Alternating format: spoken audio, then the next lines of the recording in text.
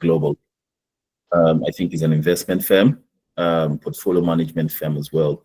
If you're familiar with the financial services industry, you would know anyone that has those three-letter words after their name, CFA, then that individual has done incredibly well in their career.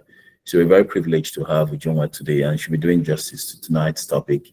If you have any questions, she will decide on how best to go with the session. But the way it usually is we have the session for less than 1 hour, 30 minutes. And for the first 1 hour, if you have any questions regarding what Ujunwa will be telling us today on how to escape this precarious situation that most of us are in, then you can always indicate if she's willing and ready to answer the question, she would. Otherwise, at the end of the session, we have not less than 20 or 30 minutes to do more of the questions and the comments and suggestions. You may have ideas that Ujunwa may not pinpoint in her session. So we'll definitely have time for all of that. So once again, thank you very much for finding time to join tonight's session. And I look forward to a very insightful one. Ujunwa, over to you. Okay, good afternoon, everybody, and thank you once again for the opportunity to share with us how possible we can break free from living paycheck to paycheck. When you see my screen, I would like someone to alert me, but just to join my voice to what Seb has already told us. If you're currently in the situation where you're living paycheck to paycheck, your salary is not enough for you, I don't think you should be scared. You're not the only one. But I can tell you for free that it is very possible to break free from that cycle. So according to Africa's Finance,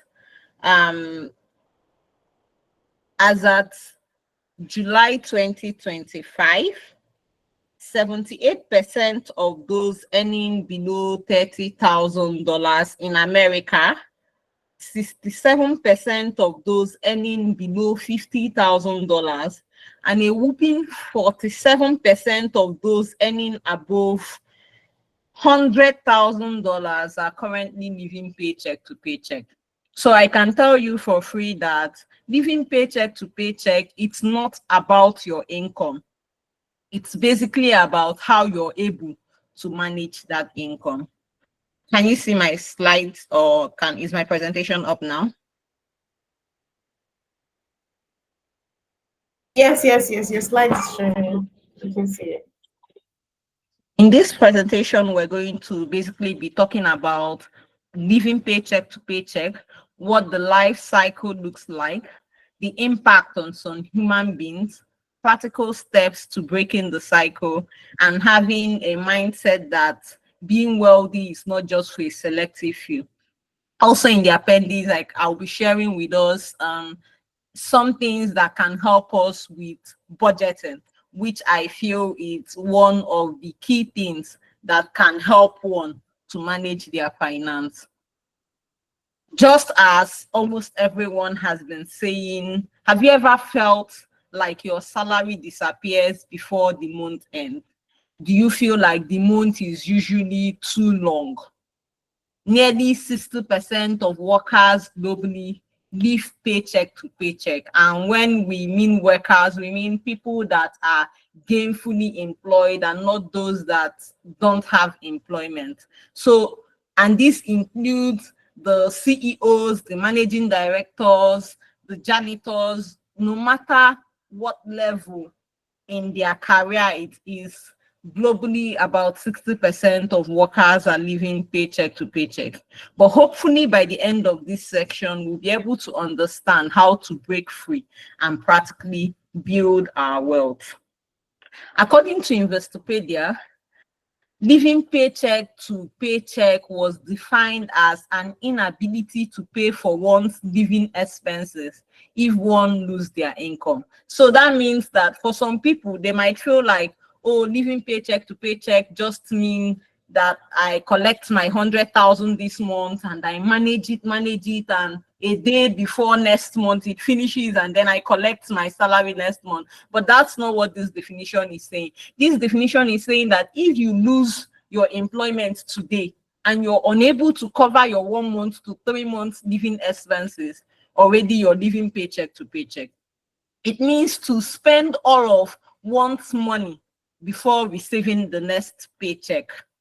Earning money, spending it immediately, getting broke before the next payday, and to worsen it, borrowing money to continue your lifestyle that is above what you're earning, and then you receive your salary and you pay what you have borrowed, and it's a life cycle, and if you don't break free from it, it's going to continue. So to put it in perspective for some of us, I was having a conversation with somebody a few days ago, and the person pointed out to me that there is a loan app called Branch in Nigeria, and it is not among one of the popular loan apps like Fair Money and stuff like that.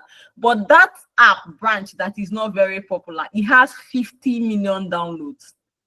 If we assume that Nigeria has 200 million people living here and 50 million download or have downloaded an app that is not so popular, you can now compare it to other loan apps and see what the magnitude of people that are living paycheck to paycheck, and then people that are living in debt in our country.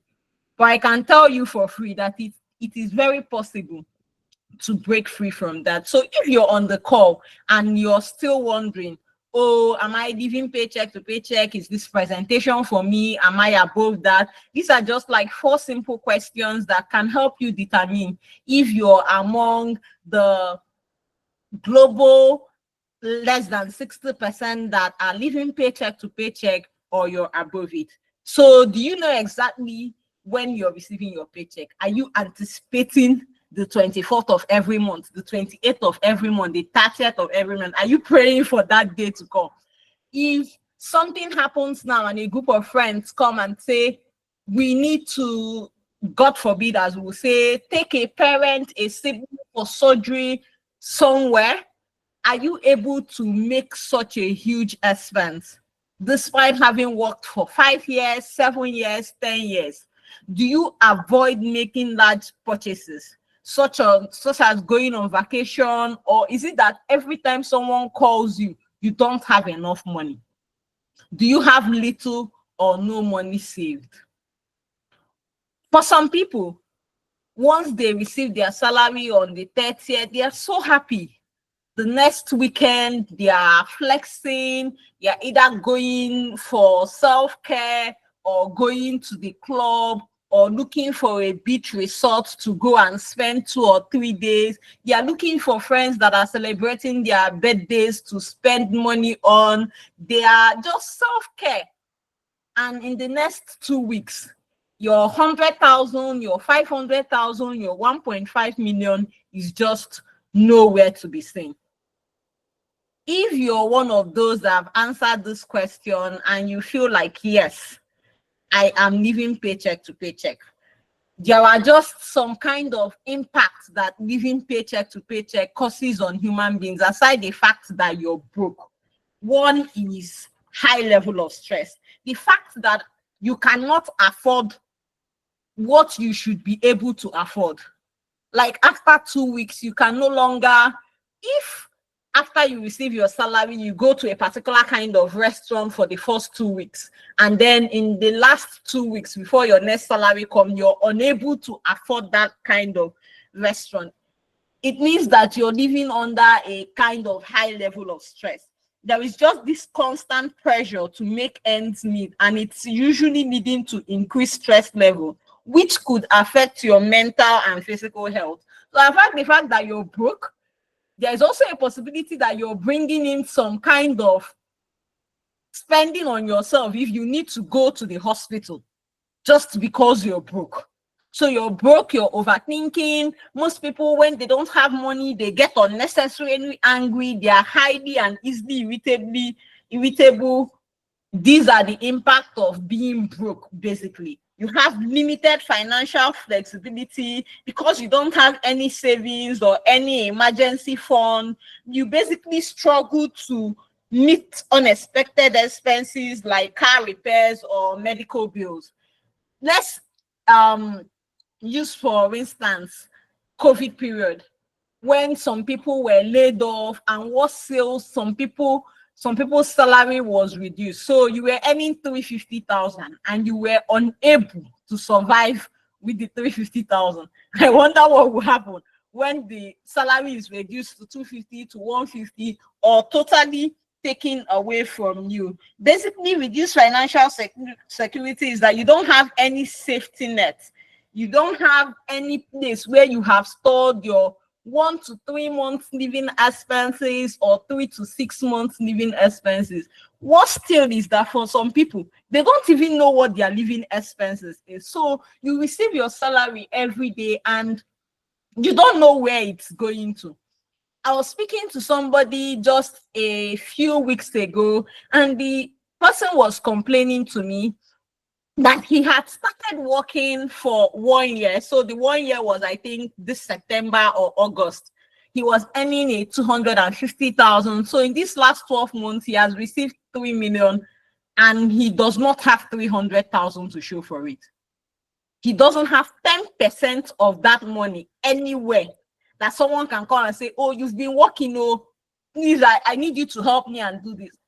When I talked more, I wanted to find out, okay, what are you, this money that you're earning every month, what are you using it for? You live with your parents, you eat breakfast and dinner at theirs, and most time you take your lunch to work. So you don't do drugs. Where is this 250,000 every month going to? The person isn't able to say where the money is going to. And it might not be so different for most of us that our money is unable to last till the next payday. If they ask you where your money is going to, you don't know. If you're one of those that want to break the cycle, I think you should listen very well in the next few minutes in the continuation of this presentation. One thing I want us to do is to track your money. You're the owner of your money. So you can't be in a house maybe with kids and then they ask you about your kids and you don't know where they are. They are your responsibility. That is how your money also is your responsibility. I would like to advise and recommend that you sit down today and download your bank statement. The last 3 months, the last 6 months. Yes, it's a lot of work. Go sit down and study every debit alert so that you're able to know where your money is going to. For some people, they have subscriptions that they are not even using.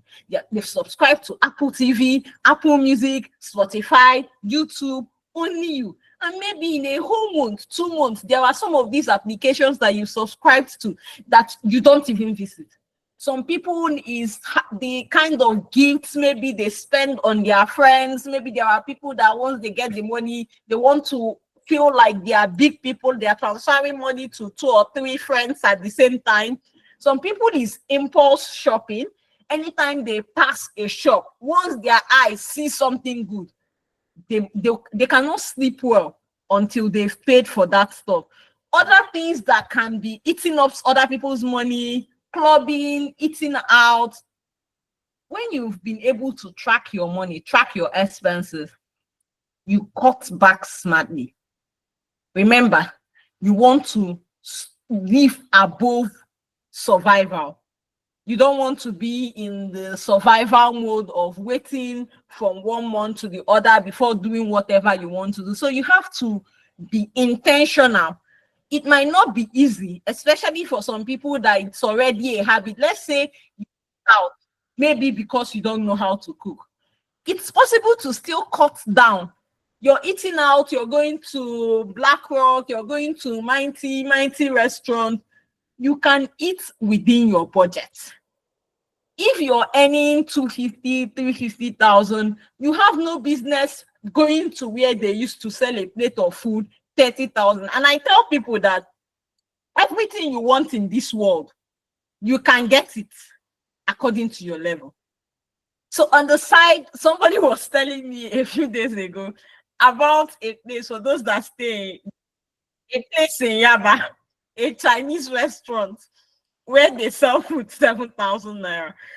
And I mean, it was funny, like Chinese 7,000 naira. But yes, people would go there and buy food.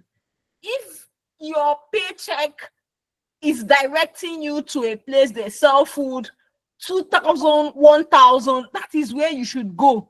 Yes, you don't know how to cook, but you can eat out and eat out responsibly. But most still is, if you can cook, then maybe it's cheaper for you to cook. You have to cut down on subscriptions. Some people have some subscriptions that they don't even know what it is for. They just stay and they get debit alerts and they're not even concerned because there is money. That's why there was a debit. You have to be intentional about monitoring where your money is going to, because your money is going to somewhere that is not paying you in the future. Replace all of these expenses with low-cost alternatives. If you're someone that black tax is part of what is eating a huge part of your funds, and I'm speaking basically about this because we're Nigerians, you have to be intentional about how you deal with black tax. So for some people, it's letting maybe your parents, your siblings, your relatives know that, oh, if you need something, you have to tell me beforehand because I need to budget for it. For some people, it's putting a particular amount of money. Oh, once I've hit the limit, the next person coming, you're like, I'm out of cash for this. Maybe next month, can you manage it till then? But you need to see, if you run out of a job tomorrow and you don't have any money to provide for those depending on you, somehow they are going to survive. So why not start saving and start investing so you're able to provide for them big in the next 10, 15 years? Build a realistic budget.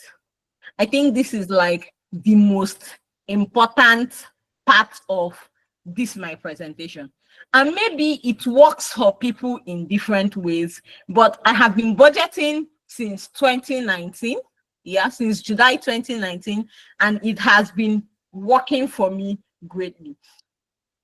Prioritize what your needs are, what your wants are. Look for a structure you want to follow. For some people, is the 50-30-20 rule. That's 50% of their income for needs, 30% of their income for wants, 20% for savings. Some people 70-20-10% rule. I think this basically maybe for family people, 70% for their needs, 20% for their wants, and so have you. But most importantly is find out what works for you.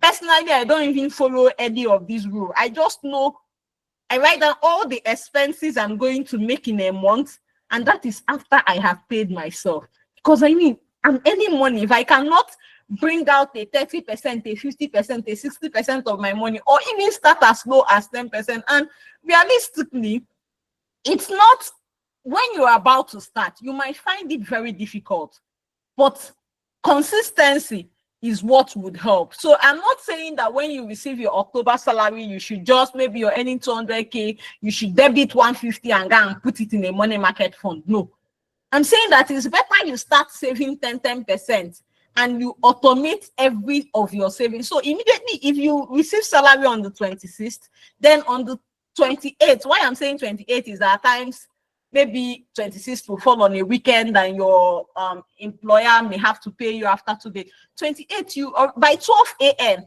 that's when the bank would start doing all the message or works you send them to do. You're sending it to one money market account, you're sending it to your securities trading account. If you're doing real estate, anything, you just send out your money so that if at the end of the day, what is remaining is 20,000 naira, you know that this 20,000 naira, this is how I'm going to survive. And for some people, you need to, you don't need ATM to all your accounts. You don't need to, you need to set some limits to your transfer daily limits. Because if you're transferring this money out and then you have the ATM and maybe you're transferring from a GT to a Zenith, and tomorrow you will go and spend the money that you've already automated or transferred out, it doesn't help. But most importantly is that you should have a realistic budget and you should try your very best to stick to that budget. Build an emergency fund. So an emergency fund, for me, and this is like personally for me, I didn't really understand an emergency fund maybe till like 2020, 2021. Like I knew that I needed to be investing. I didn't understand that I needed to have an account somewhere that is easy and quick to withdraw from, just in case there is an emergency. And this is very, very important, because not just an emergency of should in case one lose their job, but there could be some kind of expenses that can come within a month that you really need to pay for and you need easy cash, and breaking your investment account might not be the best thing to do. So building an emergency fund, it would not have happened magically. Maybe every month, just as you're automating your savings to a particular account, I will also recommend that you have maybe a separate bank account or a money market account. That's like a mutual fund, a money market mutual fund. Basically, why I'm saying money market is so that you can withdraw it very, very easily without it affecting your interest or what have you. Start small. If you're earning 100,000, you can start with as little as 5,000. I think that's the lowest you can open a money market account with. But even if it's a separate bank account that you don't have the ATM on standby, or you, if possible, you don't even want to download the app, so that when you think about the stress of going to a bank to withdraw the money, you will just check if that is necessary, if that's a necessity, or if you can live without that. Another thing that is not so important, because why I'm saying it's not so important is that, just as I had earlier mentioned, people that are earning far more are still living paycheck to paycheck. So rushing to increase your income, as important as it is, if you haven't already tracked your expenses, cut back smartly, if you can build a realistic budget, it won't work. You will just see yourself as, oh, I'm earning more, let me start flexing more. Maybe before you were even going to an eatery of 25K per meal. Now you're earning more. 50K works for you. So yes, when you've been able to track your money, cut back smartly, you built a realistic budget, then it is recommended, I recommend that you find a way to increase your income. And there are different ways you can increase your income. You can upskill, you can freelance, you can look for a side hustle, you can try to negotiate your salary upward. But the goal of this extra income is for your savings, or maybe our next point, debt repayment, and not to increase your lifestyle. Like, it's not that you're earning 250K and because you've gotten a side hustle that is paying you extra 100K, you're feeling like, oh, my 1-bedroom apartment is no longer good for me, let me find a duplex. That's not the goal of increasing your income. Then pay down debt. Pay down debt. So debt is like, yeah, for Christians, right? There's something they call in the Bible the little foxes that eat up. I feel that they eat up one finance. They are little, like, you have a debt and then you're paying 35%. You have a debt, you're paying 40% per annum. Some people 10% per month. That's a lot. So the goal is, if already you're on this call and maybe by chance you have gone to a loan app to withdraw money, or it's a normal thing for you to take 10,000 and pay back 20,000, it's not profitable. That extra 10,000 you're giving to them is something that you can use and make more money. So find a way to pay down all your debt and be debt free. There are good debts, but that's not what we're talking about. if you have a bad debt, just choose a method, especially if you're owing a loan, and not just loan apps. You're owing your friend, you're owing your sister, you're owing your brother, your colleague at work. Everybody just sort of knows that before 30th of the month, you've collected 2K here, 5K here. 10.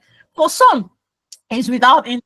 That was why I was focusing more on the loan app people, because it is with interest. But find what works for you. Being financially free is actually being free from debt, all form of debt. Choose a method that works for you. Maybe starting with the smaller debt first, and for some people needs all this kind of different, maybe car there, you borrow car, or your house, just different kind of thing that is making you to spend more than you're earning.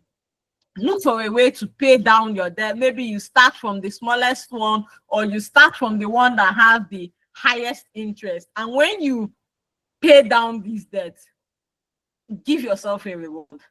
I love to celebrate my wins. So if you are owing 100,000 and then finally after 2 months you cleared it, you can go and get yourself a finance ice cream. I might not say Cold Stone finance or was all this muscle ice cream. Remember, we're managing our money. So you can also, just a step higher than being or living the paycheck to paycheck level, you can also be wealthy. So for me, wealth is not for a particular set of people. If you want to be wealthy, you can be wealthy, but it begins in the mind.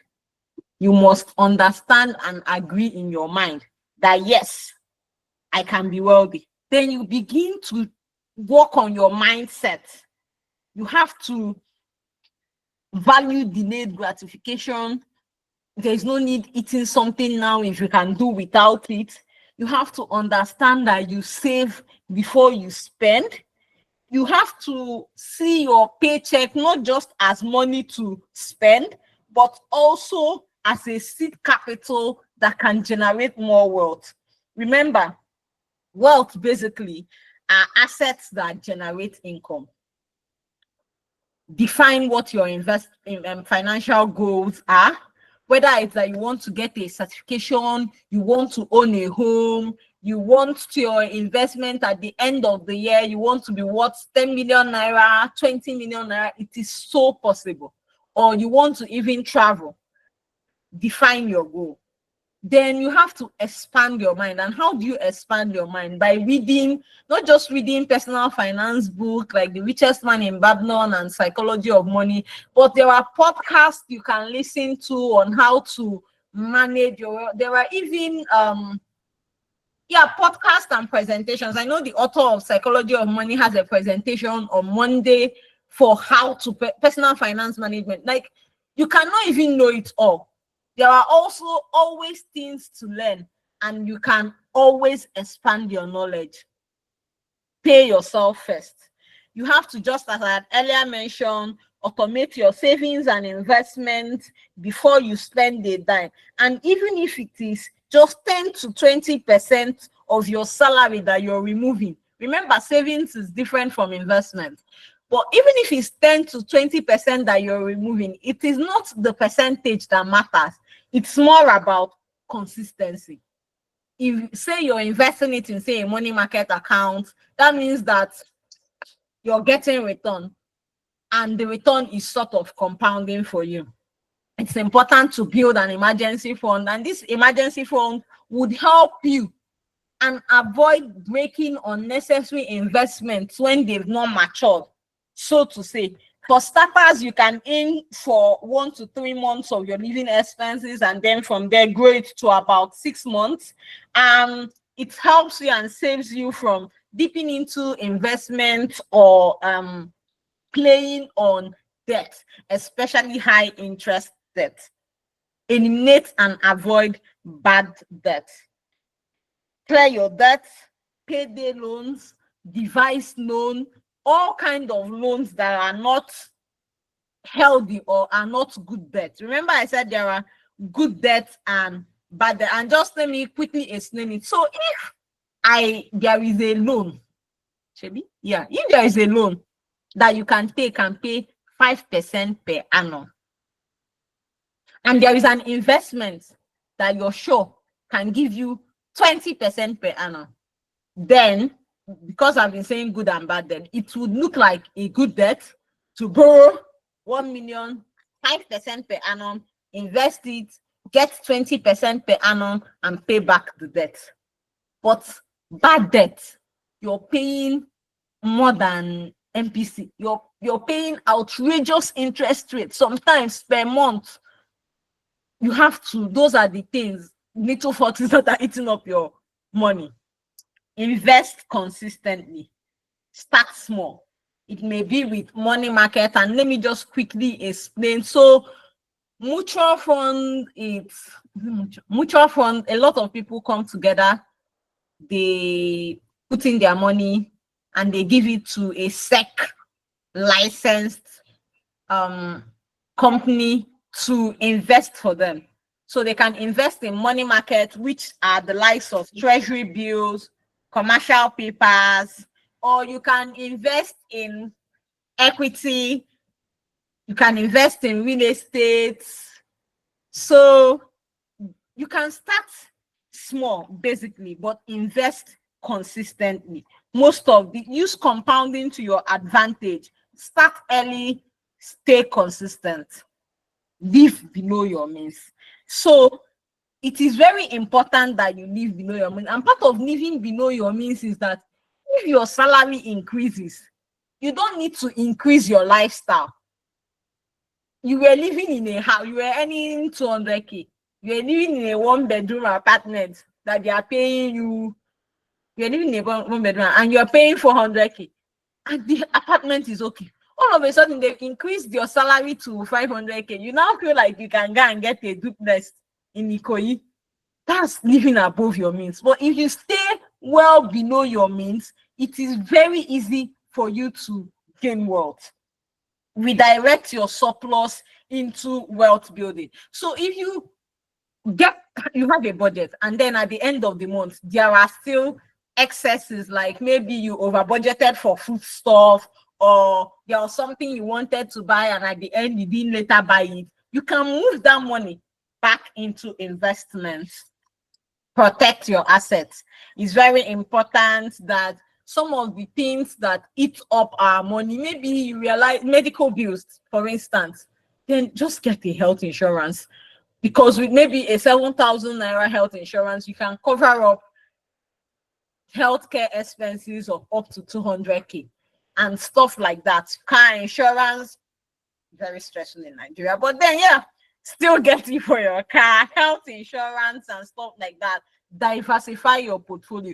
I'm saying money market money, but yet your money cannot or should not only be in one place. You should have CPs, you should have treasury, so you can money, even if you're doing mutual funds, you can be doing money markets, equities, REITs and stuff like that. Don't carry your whole money and put in a place. The disadvantage is that if the market or if something happens, so to say, it would affect you, and nobody wants to be affected in such a way. I'll conclude by saying that financial freedom, it's not about any more, but managing what you earn better. Start today. Track your expenses. Automate your savings. It was Warren Buffett that said, don't save what is left after spending.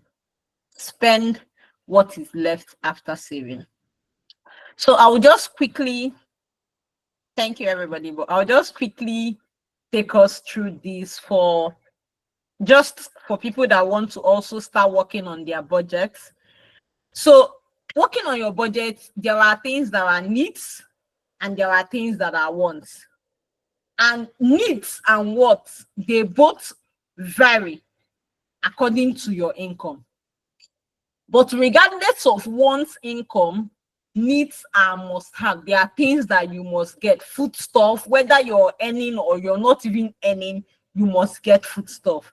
Paying for your rental payment, utility bills, transporting to your workplace, healthcare, certification or education for those that have children. But you notice that these needs, vary according to what you earn. So for somebody that is earning 100,000, 200,000, public school might be what the person would want to go for.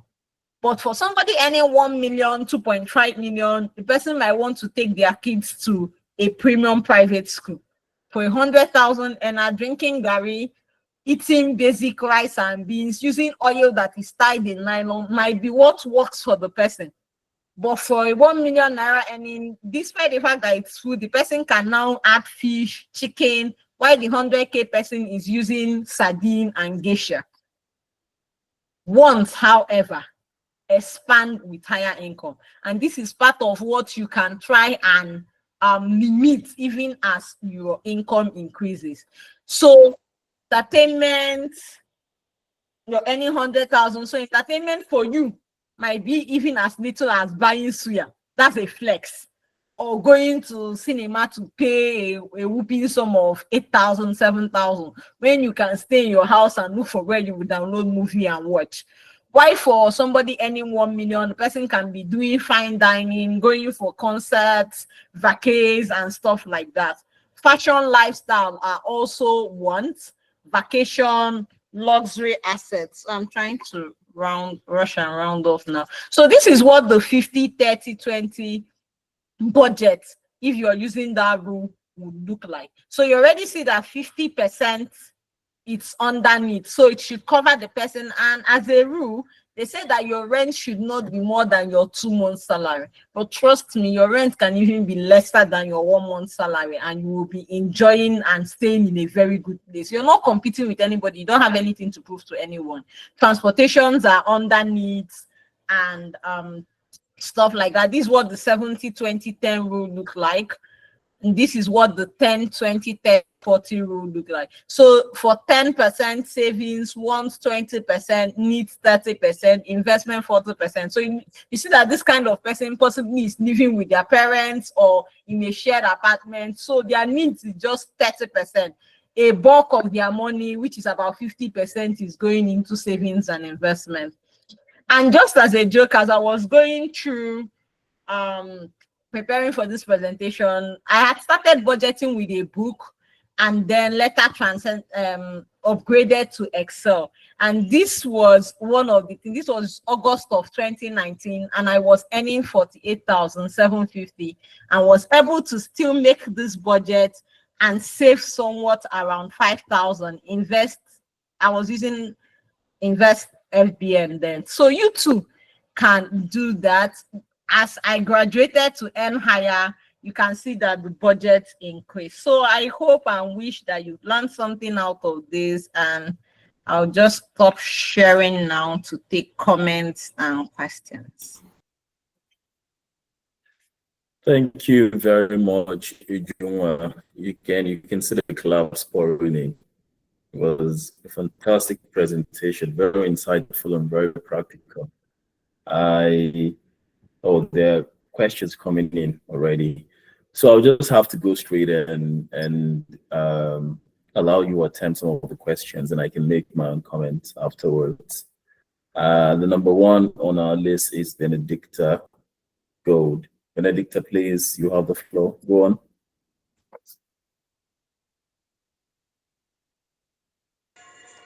Good evening. I'm sorry, I just wanted to drop a reaction. I didn't mean to ask any questions. Sorry. Okay. Thank you for your reaction. Gift, I think you're next on the list.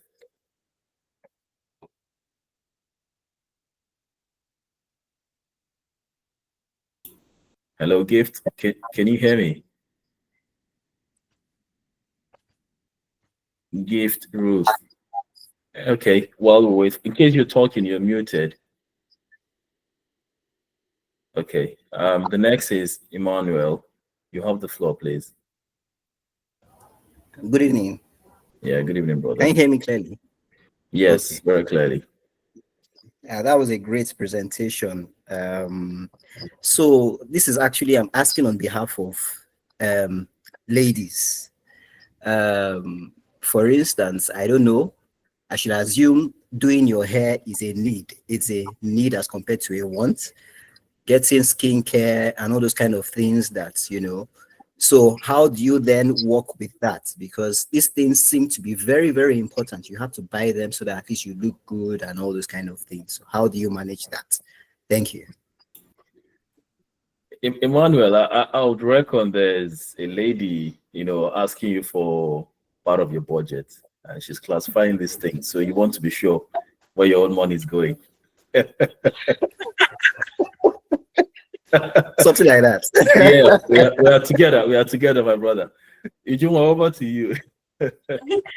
Okay, so while making your hair as a lady, it's a need. The kind of hair you make, it's according to your budget. In this market or in this world, there are hairs of 20,000, there are hairs of 10,000, and then there are hairs of 1.8 million.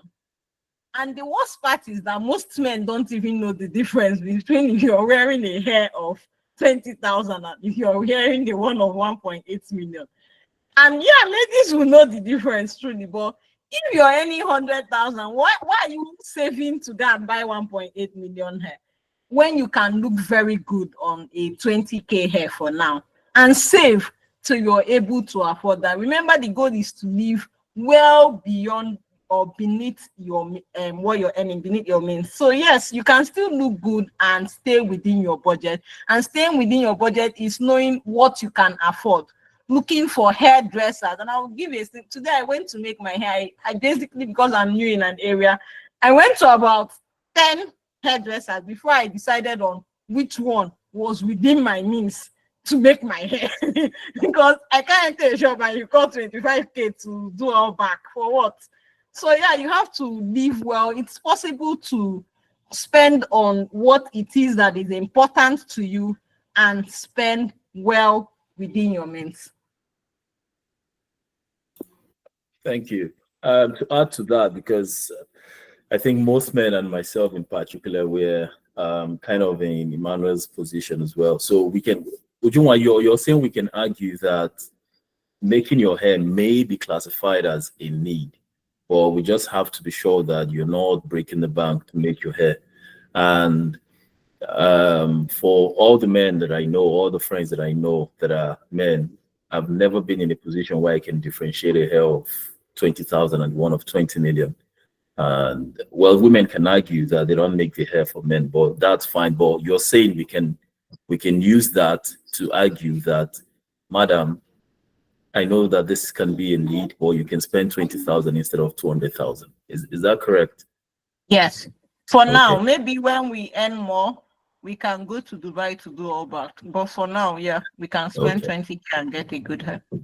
Okay, thank you. I just want to be sure that when I quote you, I'm correct. Relationship differs, so don't put. Okay, Ordinaka, you're next on my list. Gift, if you can speak now, you just let me know. Otherwise, Ordinaka, go on, please. Hi everyone, good evening.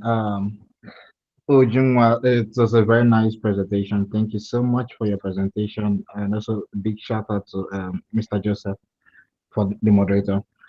Yeah, so I want to first of all, I want to make a suggestion to from what you earlier said about budgeting.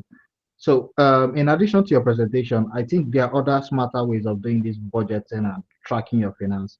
Apart from your bank app, you could also down or from your Play Store or App Store. They are also more like it's called mini cash book or petty cash book. You could search for them on your stores, on your app stores to download, and also whatever you spend or whatever you buy, you just write it down, write out the price, write out the date there. It's quite easy to track there. So that's one thing I would just like to chip in. Another thing is, Ujungwa, this is directed at you. You made mention of different times that when you start earning more, you spend more. Like, so my question is, to what percentage should your income increase before you start spending more? When So my working on, question would be, why do you want to spend more? If your lifestyle, as it were, is okay, Why do you feel the need to spend more just because you're earning more? Okay, so while it's true that it was okay about around that time, but in the long run, it's not going to be okay. The humans are naturally designed to be mobile.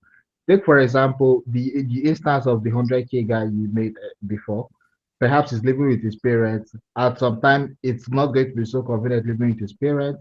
He has to move on. He has to go start up his own family and so on like that. So that's what I'm trying to ask you now. To what percentage increase in income should the person now think about such decisions? Thank you. Okay. So I would say when you feel you're comfortable enough to avoid. So I am not against spending money. I recommend spending beneath what you're earning and saving. So if you have money and you feel like you want to spend more and you're not breaking the bank, you're not borrowing to do that. Yeah, so I cannot say, oh, when you have 100% income increment, you should do that, or I don't think I'm able to. But if somebody can help me, then fine. But I'm not able to say if you have a 10%, 20% income increment, you should move higher. But the goal or the aim of this is to able to break the cycle of living paycheck to paycheck in such a way that even when you move out to your rented apartment or to whatever, you're still able to live comfortably. You have your investments, you have your emergency funds, and you're doing okay. That's what I would say. Okay, Okay. thank you so much for your answer. Thank you. Yeah, thank you very much, Uju. Odinaka, I would want to add to that, and this is me speaking from what I do. And it may not be a universal truth or the general law. So, uh, what I believe is if there is a phase in my life where I willingly take up more obligations or willingly take up more responsibilities. Let's say I'm living with my parents and I decided that I need to go get my own apartment. That's an obligation or a responsibility that I've taken up. And if I'm doing that, maybe I'm earning 100,000 at the moment, but tomorrow I start earning 2 million, then I think it's a good time for me to say I need to move out of this apartment and go get my own place.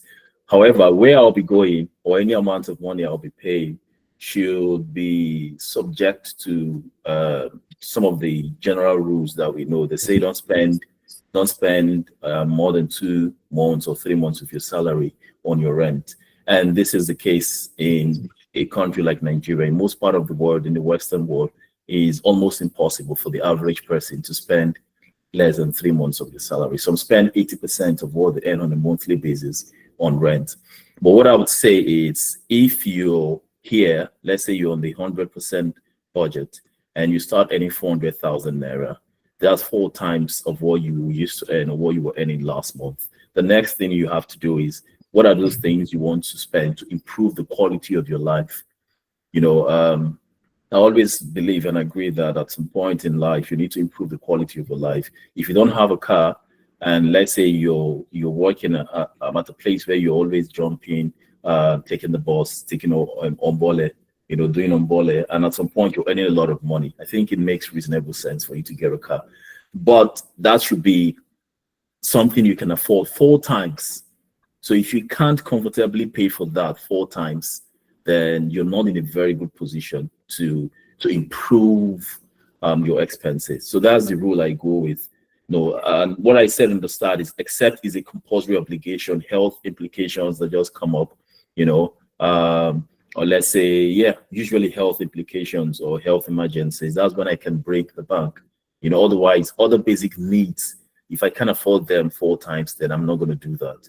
Then the other law is before I can improve the quality of my life, let's say I spend 100,000 on everything this month. Before I can start spending 110, 120, I should have at least 6 months cash, not in investment. Investment is different from savings, and even savings can be different from emergency funds. I mean, have emergency funds of my monthly expenses for at least 6 months. So again, this may be very difficult to put into practice, but if you're looking for a guide on how you can say this is an indicator for me to move to the next level of improving the quality of my life, then I think these metrics may work. So anything you're buying, anything you're paying for that may be a need or a want, try and be sure at least you can pay for that 4 times. Then the second one is have minimum 6 months of your monthly expenses untouched, not an investment. You should have investments, you should have other things, you should have savings before you can say, oh, I'm moving to the next level of enjoying what I make. I don't know if that's helpful. Thank you. Yeah, I think you answered the question perfectly. Thank you. Okay. Thank you. I think the next person is Mr. John. John, please go on.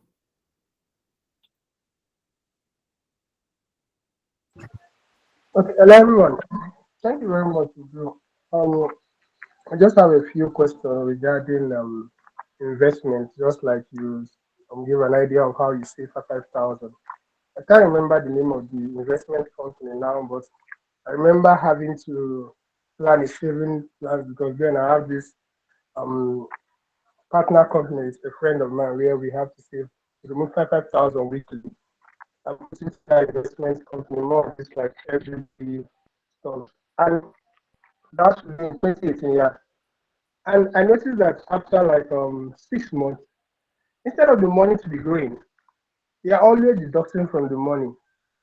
Like maybe for I don't know the expenses or something, but the money kept not growing up. So I kind of feel like most of these investment companies giving us 5%, 10%, instead of us having to trust on them. Which other companies or investment opportunities would you suggest to a young man that is interested in investment? And also on cutting down on spending expenses, where you said we shouldn't live above our means and all of that. And like you said, to be rich, to be wealthy, you have to desire it, you have to want it. And Olamide has this phrase in the song where he said, "What you will not take when you are rich, start denying it now when you are poor." Now you said we shouldn't live big lifestyles, but that if I don't want to live big lifestyle, that means even when I become rich, I won't want to live big lifestyle. And that should be maybe I'll take instances of stingy uncle or stingy rich men where they might have billions in their account, but they don't take care of themselves. They don't live that lavish, it's not like lavish life, but they're living that comfortable, stress-free life, but keeping stressing themselves. I feel in as much as we are making money now, we are trying to get to become wealthy and become successful. Wouldn't it be okay also to say once in a while, just like the idea of drinking fat ice to reward yourself? Is it also okay that at least in a year or 2 times in a year to also reward myself on my achievements, maybe on my savings plan? That maybe I've made saved about maybe let's say a million naira. Zero for me to say, okay, let me move 200,000 and just take care of myself and friends and we just go out and hang out. That's my question. So if I got on behalf of the company that you invested in, that your funds were released, and I apologize. But most people make such errors probably because they don't get to read the rules and regulation. If you invest in same as mutual fund, if you invest in an equity fund, there's a possibility that your funds could trend downward because it is a risky investment. So that is why all through the presentation, because I'm speaking to people that want to break free from living paycheck to paycheck, my recommendations were mostly money market. Why? Because how do they even say it in pidgin? At all, you will get something.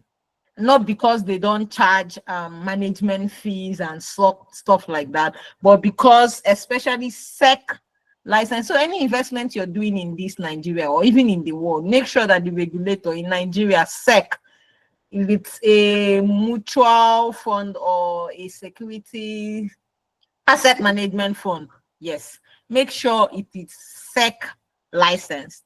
You can browse top 10 mutual funds in Nigeria, and they'll bring out a lot of names. And then you do your own personal research and look for what their year to date or annual return historically. Yes, we say historical returns are not they do not represent future return, but at least check what they have even been doing historically so you can have an idea. It is possible, I don't know, that you invested in an equity fund, and yes, if you did and market was trending downward, your portfolio or your fund or your money would reduce. It might not necessarily be the fault of the person in charge of the fund, but I would recommend for starters money market fund. But remember, I also at last said diversify your portfolio. Maybe you've increased your money market fund to 1 million. You can now start saying, should I do equity fund with also an asset management fund? Or do I want to open a securities trading account and start researching myself and trading myself? Whatever works for you. Then secondly, this presentation, it's not to say live like a poor man. This presentation is to say you should be the manager of your portfolio and do not and never be broke. The goal is that you're not broke. It's not that you're not able to, even in my budget, if I want to go for spa, I go for spa. Why not? If anything you want to do, you can do spa. There are places they do facials 5K. There are also places they do facials 100K. It might not be the same facials, but anything you're doing, do within your means. And even as your income is progressing, if you want to get or do better, do it and do it comfortably, not just because your income increased, but because you know this is better for you. So I'm not in any way saying you should be stingy. You should go on my list. Under ones, vacation was there. For some people, vacation might be going to Owerri or going to Ibadan. For some people, it's going to Ghana or Rwanda. And for some others, they have to travel to the UK or US. Some people do their birthdays in wherever, and it's fine, and they are living comfortably. They are not broke because they have planned their life. If at the beginning of the year, part of your goal was that from September to December, I'm going to travel out with my family and we're going to you've planned for it. Do you understand? It's not an emergency. It's not that they will pay you this month's salary, you will carry everything, travel out, and then come back the next month broke as usual. So the aim of this conversation, it's not for us to be stingy with ourselves, with our families. No, if you look at my budget, you see that every month I have a budget for gifts because I love to give gifts. And when I was earning 45,000 or when I'm earning or now, I still have a budget for gifts. It's not, it can never be the same. It's not a teaching for us to be stingy, basically. But the goal is that you automate your savings, you do your investment, the balance of your money, you do with it whatever you want. However it is that whatever you want works for you. I hope I answered your question. Thank Yes, you. thank you. Thank you very much, Ujunwa. The next is Ahmad. Ahmad, please go on.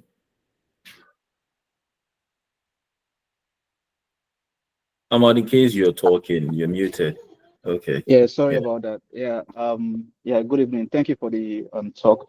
So my question is just a very straight question. Where does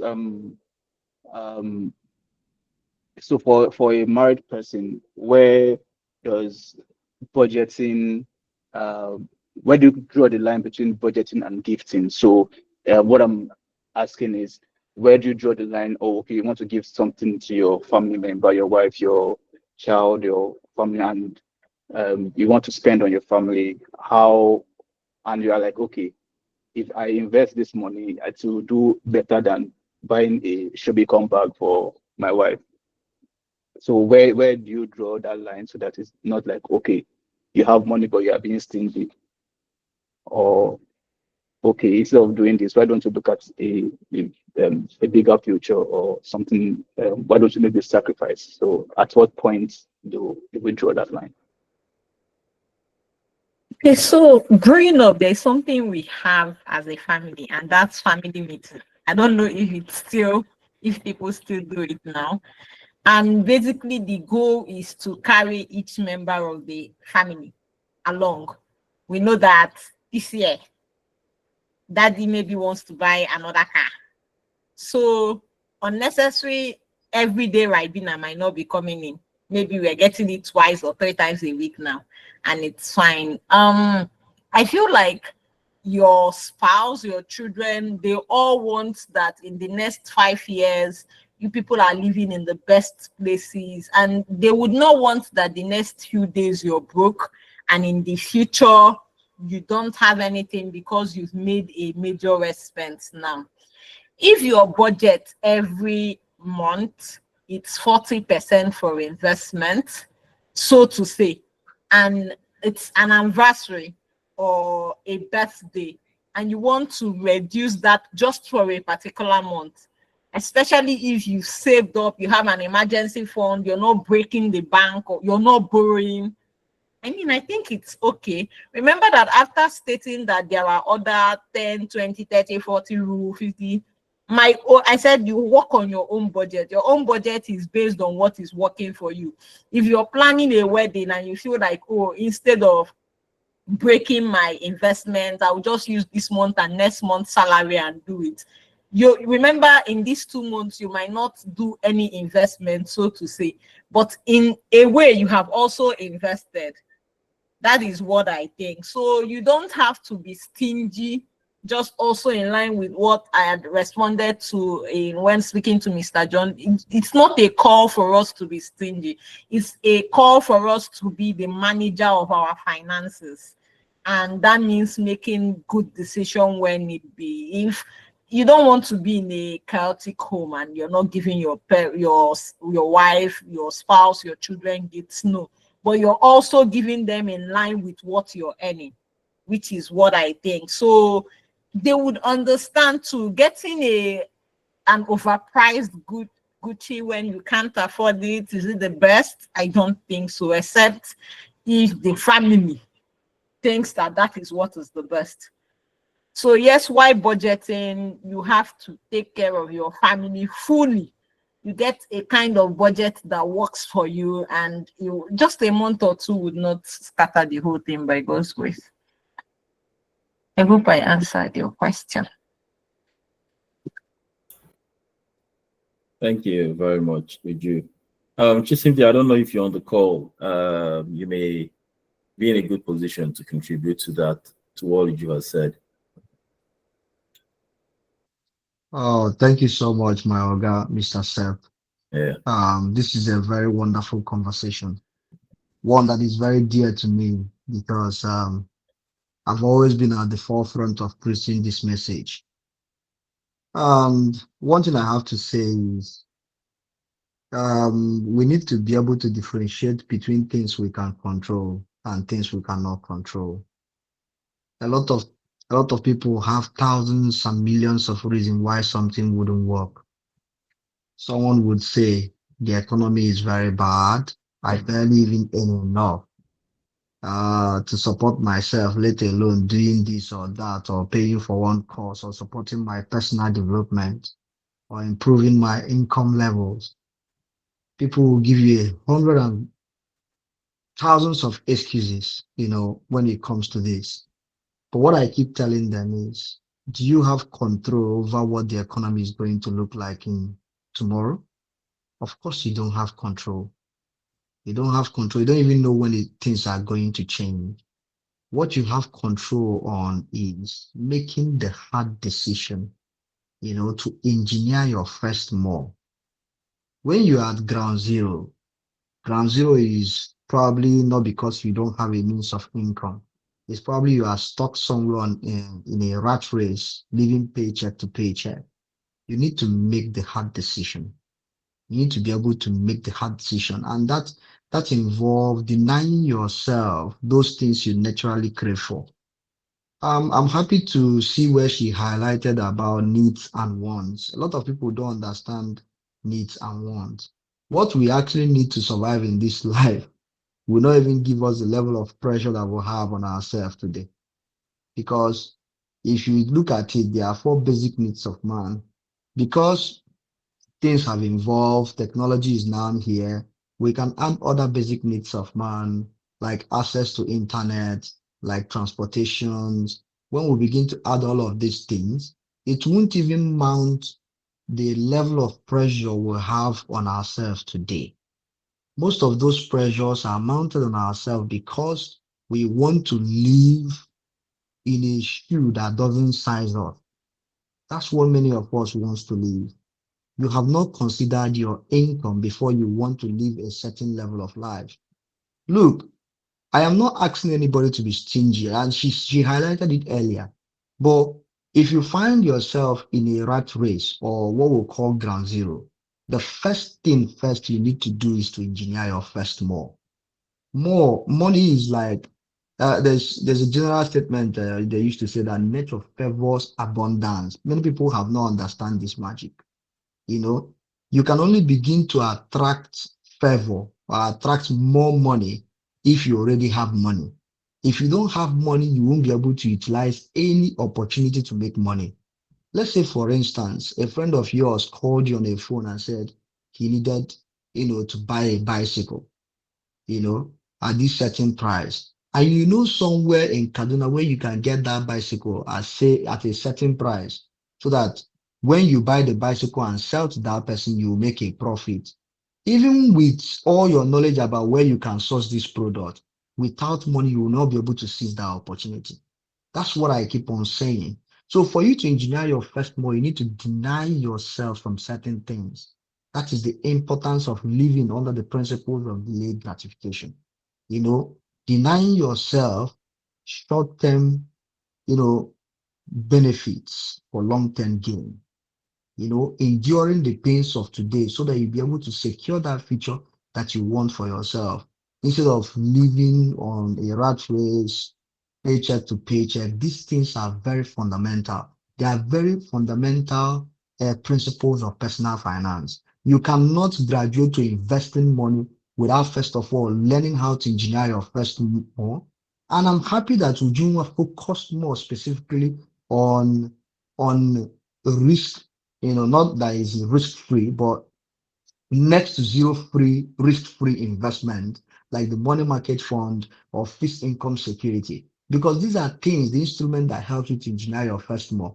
When I talk about engineering your first more, is engineering a system where you have cash or you have enough emergency fund that can cover you for a few months if you lose your job. That way you begin to think clearly, begin to see clearly opportunities as they come and begin to explore them, you know, positively to earn more money for yourself. I don't want to talk too much about this, but if you are young here and you find yourself in this certain level of your life, it is important you pay attention on making the tough decision to engineer your first more. Then you can enjoy your life ever after. Thank you. Thank you very much, Chisimdi, for your fantastic contribution. I think the next person, I have something to say with regards to Ahmad's question, but we have just 15 minutes, so I'll try and go around the questions. Then if we have time, I can add to that. Otherwise, I can take it offline with Ahmad. I think I saw Joy. She was the next on my list. So I don't know, Joy, if you still have a question or if it's been answered. Yeah, the question I have has been, someone has asked the question I wanted to ask. Okay. So thank you for the great presentation. I learned a lot. I added some things to what I knew before, and I'm very grateful to Junwa for this and the organizers. If you can share the slide, I don't mind.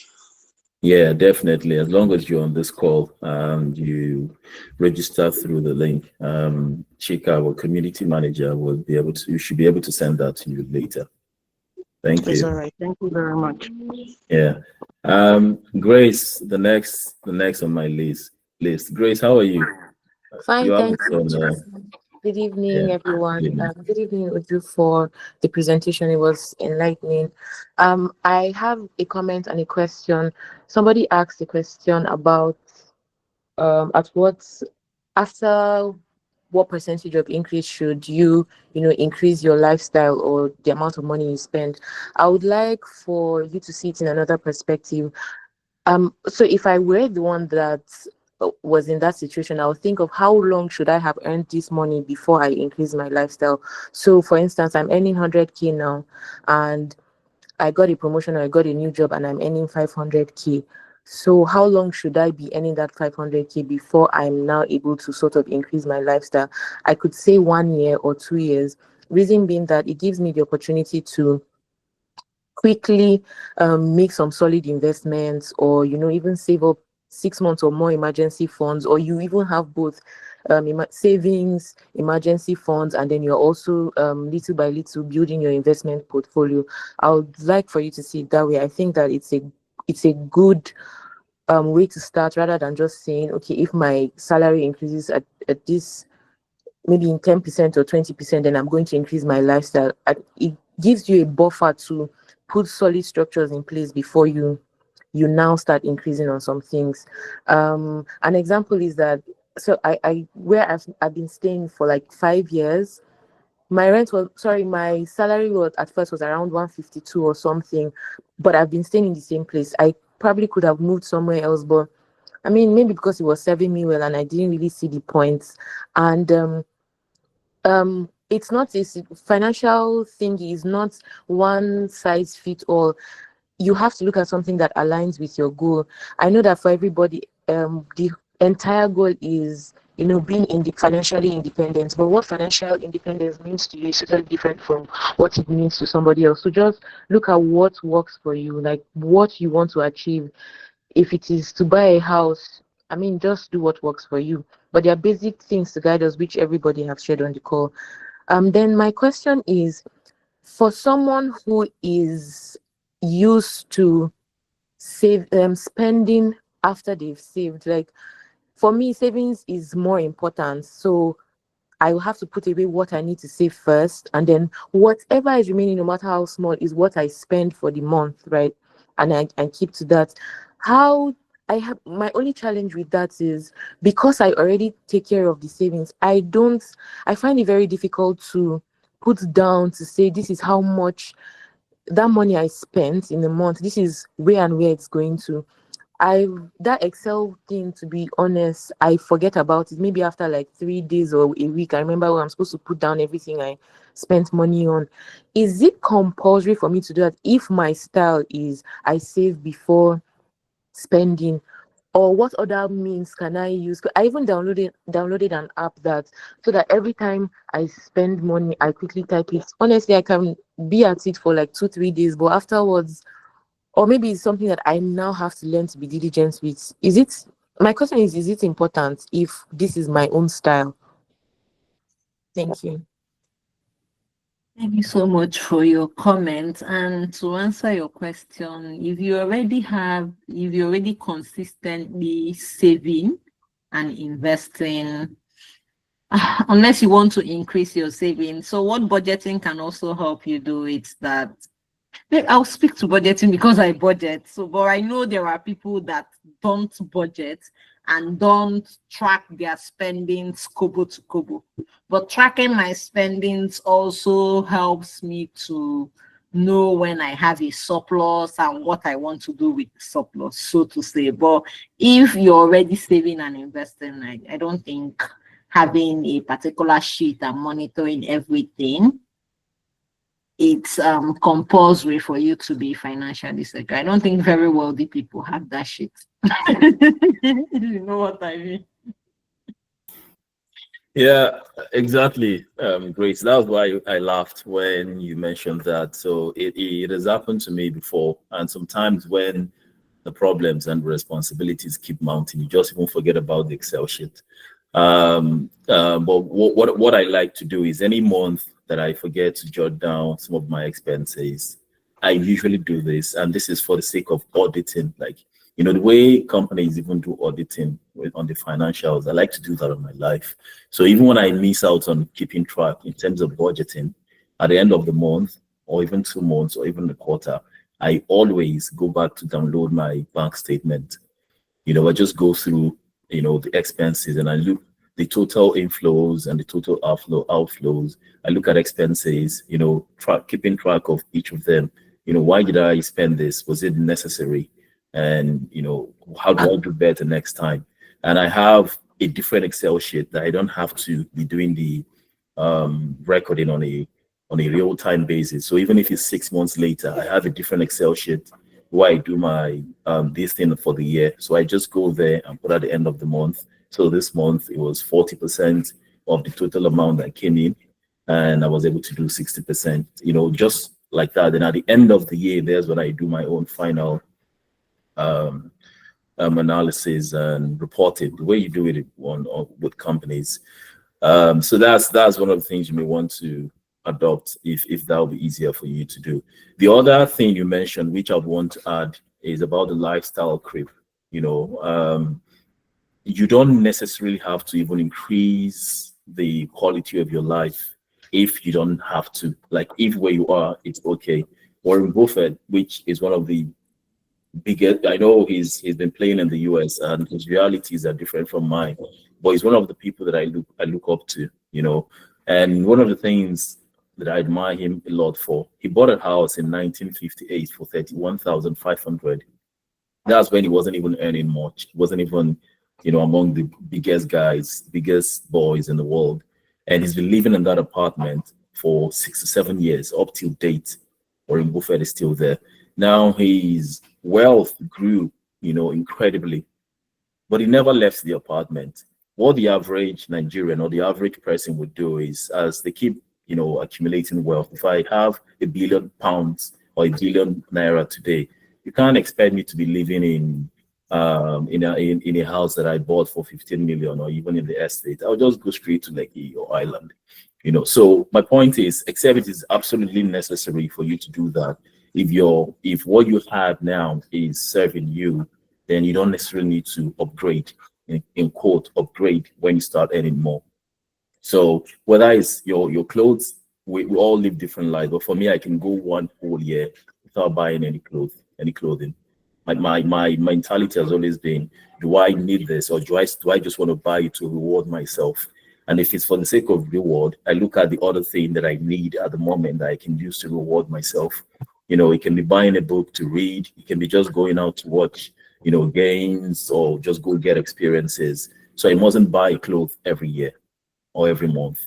So just know what works for you, but you don't necessarily have to increase your lifestyle when your wealth or your net worth increases. Okay. So we'll have 5 minutes. Thank you, Grace, for your contribution and the question. So I think the last on my list. Okay, John, your hand is up. I know you've asked your own question before. I don't know if you have something to add to it before I hand over to Chika for our own question.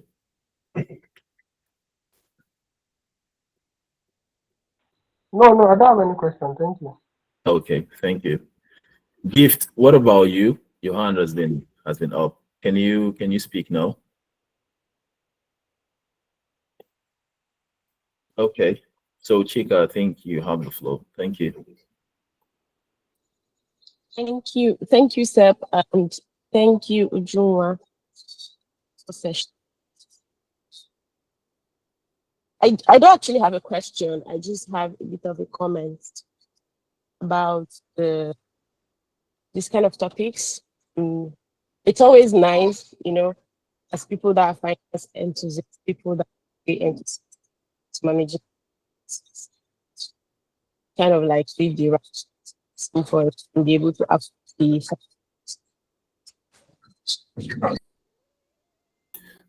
Chika, I'm struggling to hear you. I don't know if that's the case with other people. Yes, same here. Sorry. I'm sorry. I had to go. Okay. So yes, when we have topics like this, I'm talking about cutting down our expenses, trying to save more so that we can invest. It sounds all nice and I commend it, but a small part of me also thinks about the people that actually struggling to make ends meet, like genuinely struggling. not because they are spending excessively, but just because they are doing the bare. They are living on the barest. They're living on the barest minimum. They are not making any excessive, not spending on things that just you get salary.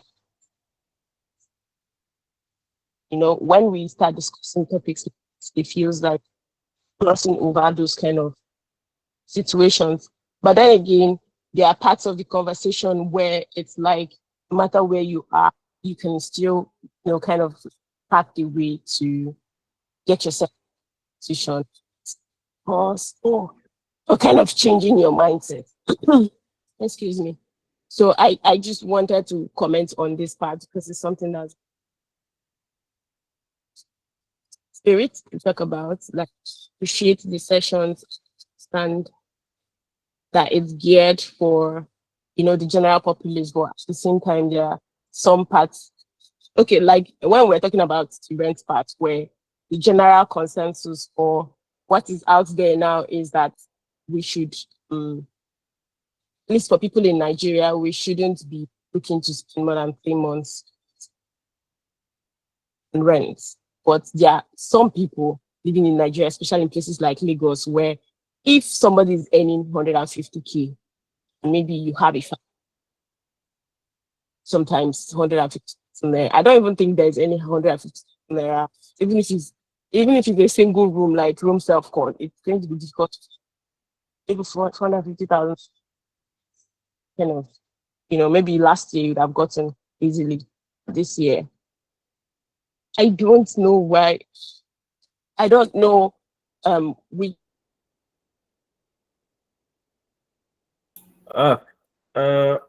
Jacob was struggling. Well, I think I was trying to drive at. Yeah. Were you hearing me in the last bit? Yes, in patches, not, it wasn't so clear, but I could connect most of the things you said, and I think I understand your point. Yes. Ujunwa, I don't know if you also understand her point, or I can rephrase what I understood for you to. Although she said she was just making a comment, not a The question. comment, yeah, that's why it's not a question, and I Okay. totally understand that there are people genuinely suffering. We Yeah. can only hope that things get better, really. Yeah. Thank you. I'll come back to that, Chika, to make my own comment, to either support or refute what you said. Well, let me just give. I think I saw Jennifer's hand before now, and thankfully her hand is up again. So Jennifer, please go on. Thank you, everyone. I'll just try and be faceted. Let me start with Chika's stuff, then I'll just go down to other people. Okay, so for Chika, I was once in that situation whereby I couldn't, all the money I had was to rent. In that scenario, I don't advise people to say save and invest. What I do tell people, which was what I told myself, was to go out there and look for how to increase my income. You don't tell people to save or invest if their basic needs have not been met. So I had to do, I think I was answering past questions for people in school, uni back then, while being a graduate, helping people to do assessment online and co. So those are the ways I was able to increase my income before I was able to get a stable job. And also, I'll say for people like that, the first thing first is to increase your income. Then I go to the second person that talked about footing the bills at home and also taking care of the family and also saving and investing. First things first, even the Bible says that you must take care of your family before you do any other thing. So for people like that, you'd have to have a budget. A budget works. I remember when I got married and my brother-in-law was laughing at me and my husband that we are using Excel sheets to monitor our expenses. Yeah, it was funny until he started doing it when he came to the UK. That way, every month we are able to see, okay, this month it was quite difficult for us to save this amount of money. I was in Nigeria then, and I was like, okay, let's see, let's reduce our targets and let's see if we can save it next month. And then we look at the expenses. After saving, we look at our expenses and we're saying, okay, you know what? These are disposable income where we used to buy gifts for people or, gift for ourselves and all. Which brings me to the third person's point of when should we start taking care of ourselves? I'll suggest you take care of yourself every now and then. The reason why is that if you're always working and without taking care of yourself, you become frustrated and you become angry with the world. So no matter what you do, I still find some time to, but even if it's to go outside and buy ice cream, I buy it for myself and lick it very well. I buy drinks for myself and take it very well. Sometimes I see nice clothes and I just buy it. But when I'm making all these purchases, I make sure that it is not more than 3% of my income for that month. That's to ensure that I'm able to save and invest. The way I see savings and investments is basically I'm buying extra time for myself. I'm buying a closer retirement for myself. So that's the way I want you to see savings and investments. Is one step closer to you retiring early. And that's how you should save also. I tell people, if you're unable to do, I don't understand Nigerian money market. So most times I move over to mutual funds because I know the rates, I know how much I'm expecting at the end of the year. Those are the kind of things I tell people, look for all this kind of quick, not quick investment, all this kind of investment that are easy to understand and put your money in it. You don't have to start. I think when I even started investing, I started with piggy invest. Putting money and then locking it for a while before I was able to start taking risk and all. And I think I've forgotten the last thing I wanted to say, but yeah, I think that's all from me. So basically, the last thing is keeping up with the Joneses. I remember when I first moved, 2 years after I moved to the UK, people were telling me to buy a house. And also, even one of my friends in Nigeria was like, this person that moved to UK last year has already bought a car. You haven't bought a car. I also explained to the person that when I'm making decisions, I make decisions on my own circumstance and not yours. From my house to my office is 35 minutes on the bus. So, and it's still the same. Using a car is about 25 minutes. So it's just 10 minutes difference. It makes no sense. In the UK, you pay for parking, even if you're parking in your office building. Parking per hour is £10. That's close to how much I'm earning. So why would I want to do that? Paying for Uber is cheaper for me to pay for Uber and go to the market, or sometimes order online and every other thing. Even if I'm going to the airport, I prefer using an Uber because if I'm driving my car, I'm going to the airport, I'm going to park, and I'm also going to pay for parking. So, all this kind of a thing, people don't see all this. If I had a place where I'm going to, my office is 1 hour, 30 minutes now. I don't mind buying a car, but, I've looked at my circumstances. The only place I go to with a car is my church or probably to the train station or anything. So it made no financial sense to buy a car for me. So that was extra income I could save. The next thing was house. I looked at it. I have not gotten a settled status in the UK and I cannot buy a house where my leg is shaking. When they can tell me, wake up and leave the country at the moment. Some people have that ability to take that risk. I do not have the ability to take that risk.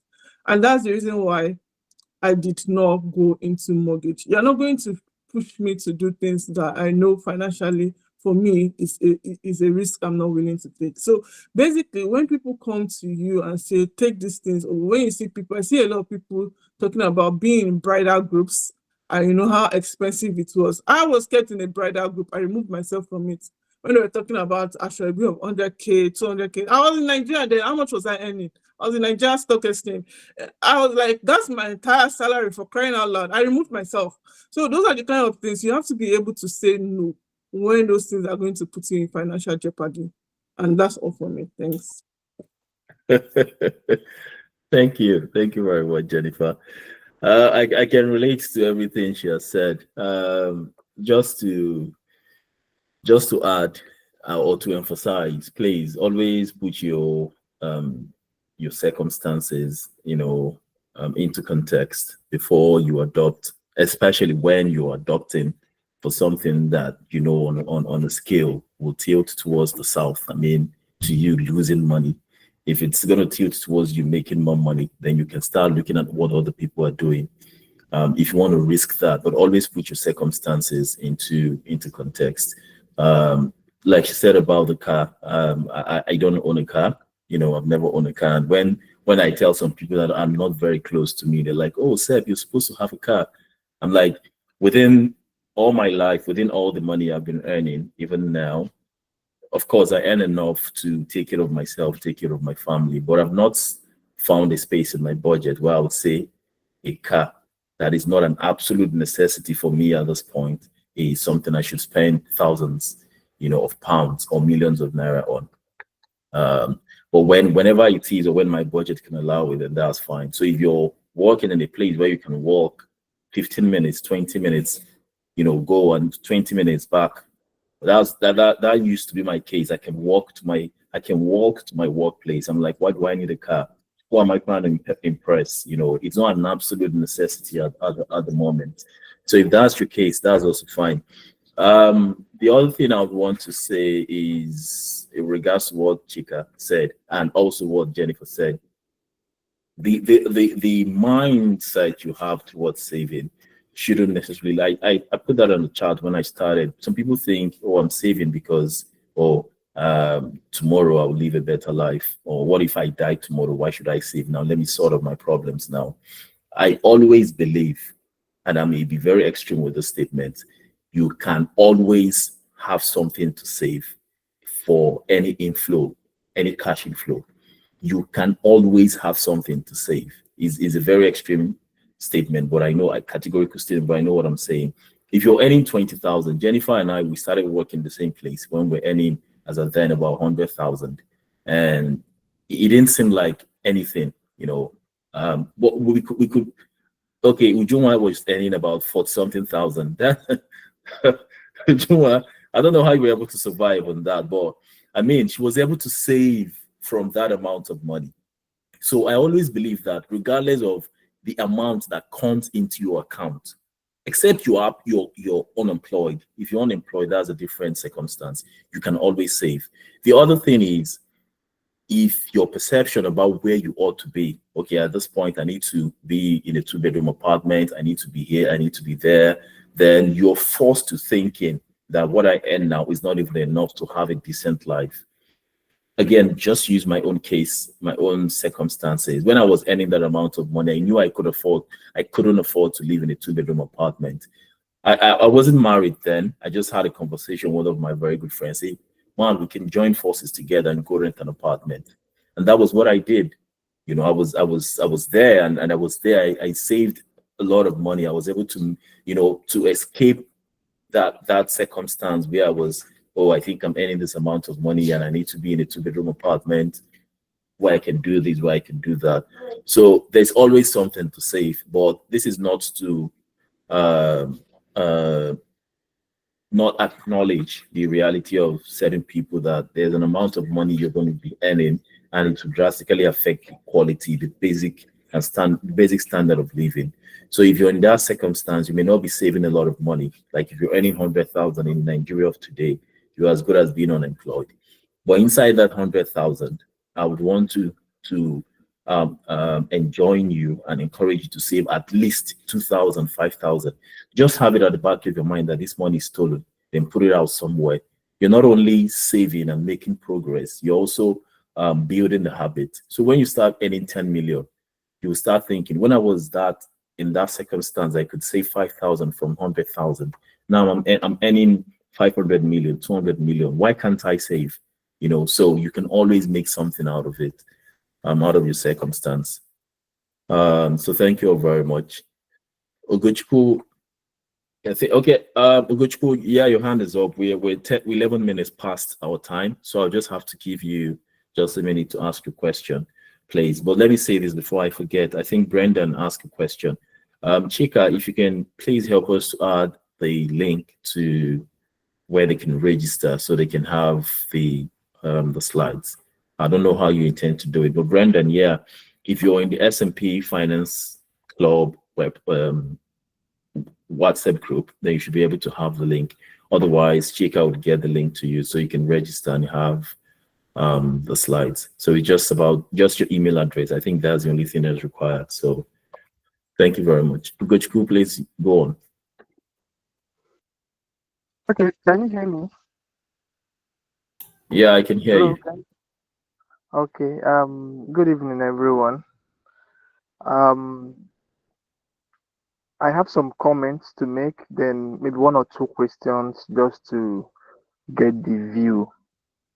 To what Jennifer said, that made a lot of financial sense to me. Like he nailed most of the points. And to Ujunwa, that was a very great presentation. It's very wonderful. Then I don't know whether the person that made, there was somebody that asked a question about losing money while also investing. You know, myself, I've also been investing for some times now, and I understand what Ujunwa was trying to say about equity. But I just want to make a little comment about that person that was asking about losing money while investing. Yeah, that's equity. I think equity does with most times long term, for people that have long term vision, long term investment. Like if you are looking at 5, even let me say 10, 15, 20 years. Yes. Those things you see are, are, are paper loss, not actual loss anyway, from my own understanding. If I don't know if I'm getting it right. Over time, when you become consistent, just like Asujunwa said, over time, it will definitely reward you. Maybe sometimes when the market is down, even when you buy that time, that is when you are even gaining more than when the market is up and every other stuff. So over time, equity.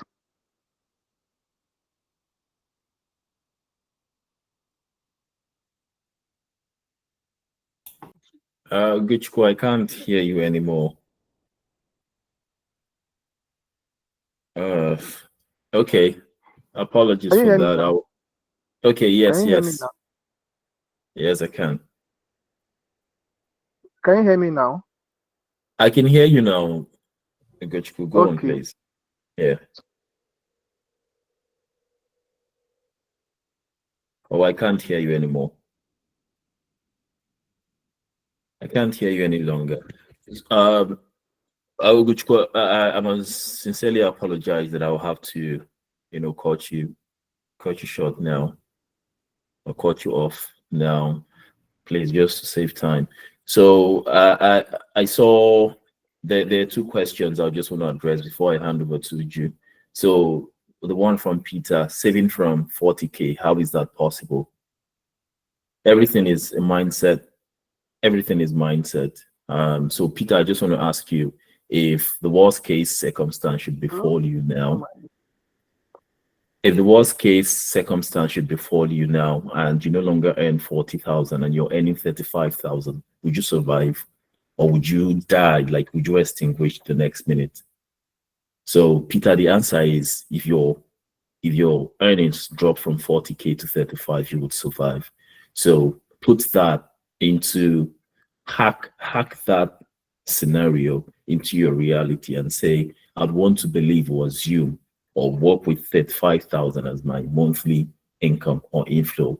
The other 5,000, I will assume it's never my money and just tuck it away. Okay, just tuck it out, just tuck it away. Keep it somewhere.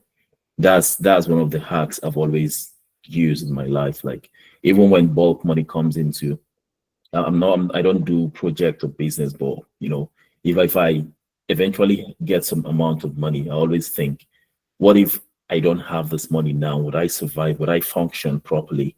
Would I still live basic things? Would I still do basic things and live a decent life? If I answer yes to that question, I just go talk that money away. I just keep it somewhere, either in my emergency funds or just save it or just leave it in my account. So it requires discipline, and you have to be very, very stubborn and have that mindset that you can always. I mean, I'm not exaggerating this thing. It's a different ball game if you're unemployed and you have nothing coming in. I'm not talking about that category of people. I'm talking about people that earn something. If you earn, even if it's 20,000 a month, I'm telling you that you can save 500 naira from that amount of money. You can save 1,000 from that amount of money. Start with 500. That 20K has come in. I'm not going to touch 500 naira. You keep it somewhere. From 500, you start building the habit. Okay, so it's more important than thinking, oh, I would need to start, I'll need to earn 1 million before I can start saving. No, you can always save something from every money that comes into your account. You can always do that if you want to. The other question is from Gochku himself.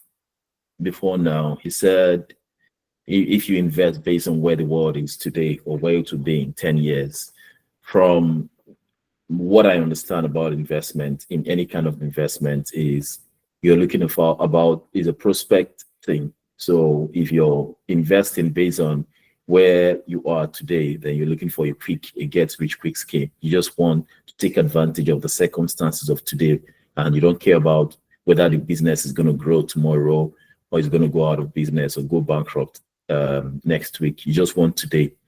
If that's the case, that's not investment. So I believe that every investment you're getting into, you're putting your money, is how that investment platform, that company, that business, or whether it's treasury bills, how the government would fare in the next couple of months or years. I think that's the basic principle of investment. So always think about how would this platform investment company perform the next couple of years, next year, next 2 years, next 10 years. In finance, they call it going concern. If a company has a going concern and is doing really well, then fine. But if a company is going to go bankrupt the next day, then there's no need going into it, even if it's performing really well today. Thank you very much. Joa, I think I will hand over to you. If you have any answers to any of the questions that have been asked so far, or if you have a last comment to make or anything, your final word for us before we call it a night. Thank you. Thank you very much to everyone that joined, listened to me, and I hope that we, especially those that need to take action, they don't procrastinate it to next year, that they start already downloading statement, tracking expenses, working on a budget, or whatever works for you. The goal is not that we perform magic. We want in the next 5 years, we look back and we're proud of how the journey has been and who we've become. The person that spoke about earning 40K, yeah, I think I was just starting my career as a graduate trainee, and it's very possible. I don't even know how that works. But I just know that if I work on something and I say I want to do it, I just have to put my mind to it. And I mean, it's now a joke, something to be laughed about. And possibly someone earning 50K today, unless the person is really very intentional about it, might not be able to do that. But it's just to have a mindset that more money does not mean a bigger person. Your money doesn't even make you bigger. It just means that you can be well there, right? So put your money to good use. And friends, money being put to good use is that your money can generate more money. So we're starting off this journey with stopping and breaking this cycle once and for all. We're saving, we're investing, but the goal is that in the next few years, the little monies that we have saved, we've invested, they are generating more money. Maybe for those that want to use their interest to flex, which is not recommended, but then that this money generates more money. And I'm a Christian, and I really hope that God helps us to put in this knowledge to good use, but more especially to even see the reward. I think in the next 3 months, you can look at a particular account and see that I've saved 150 because I'm doing 50K. You will really be happy than just but thank you very much for staying even up until now. I sincerely do appreciate it. Thank you to the organizers for the opportunity. Thank you. I hope I'm able to send one or two messages. Thank you. Thank you very, very much. Thank you. We're very grateful to have you on the call today. These are the kind of conversations that we have, and they make us go back home to think about our lives, our financial lives, what we've been doing and how we can make our lives better. So thank you very much, Ujunwa, for finding time to put the slides together, for even accepting to do this. So just to remind everyone here, especially if you're not in the finance, S&P Finance group, we have a WhatsApp group. This is a community. And one of the things we do is what we've just done now, monthly webinars. But apart from the webinars, we have a series of conversations. We reach out to one another if we need help with ideas, with support, or we have questions. We have people that are just starting out. We have people that have advanced. Junwa is a CFA. We'll have a lot of people like her in the group. We have Chisimdi. We have myself as well. We have many people like that. So if you have any question, if you're looking for a community where you can easily ask questions and verify anything and just improve your financial life, then I think it's important you join, but you don't necessarily have to. If you can remember to always participate in our monthly webinars. So thank you very much for finding the time to join today. I remembered one thing, and it's a bit personal. I just want to mention, I think it was Ahmad. I just saw what I jotted down. I just want to speak to that before we enter this call. And he was asking about gifting, because the Junwa wrote and said that that's one of the things she likes to do. He was asking if that's, I think he wasn't so sure how he could fit that into his budget. And Chika mentioned in the group chat that gifting is how you invest in relationships. I agree with that absolutely. But where you are can also determine if that's one of the ways you want to invest in people's relationships. Now, for someone like me, for me, again, people are different. The way they call it love language. For me, I feel if I give you my time, and I've given you a lot of things, like if I give you my time, if I'm on the call with you for 5 minutes, then I've given you more than 20,000 naira. I know you may need the 20,000 naira, but for me, I value time more because that's what I can't get back. So if you're in Ahmad's position where you're not financially positioned to be giving gifts like Ijunwan does, even if it's a 2,000 naira gift, 500 naira gift, then find other ways to invest in people. It can be lending support. It can be encouraging them, to be better. It can be giving them time. If they need to speak to someone, you can be doing that. It can be wishing them well. So there are different ways you can invest in relationships without necessarily spending. And that's what I try to do. Money is the last thing that I put in my relationship, except when it's absolutely necessary, because that's what I can give to someone I don't even know, that I don't call a friend. So but Junwa, for her, it's a big thing to give gifts. So if you're in Junwa's shoes, then please try not to break the bank to do that. Yeah, the other thing I would want to say, is just to lay emphasis. In 2015 or 2016, I was in Enugu. I was earning 4,000 naira monthly. That was my salary, and it was, when I tell people and they say how was that possible, but I was okay. I was from there. As at then, I think it was 15 naira or so to enter Keke to where I was working. I was teaching as at then before I joined the Nigerian Stock Exchange. But I was doing okay. I was living in my parents' house. I didn't have any obligations. I just want to remind, but today, now if 4,000 should leave my account, I may not even know that it has left. So I just want to remind us, away from the living paycheck to paycheck, is wherever you are now and you think you may not be where you want to be, it's just a matter of time.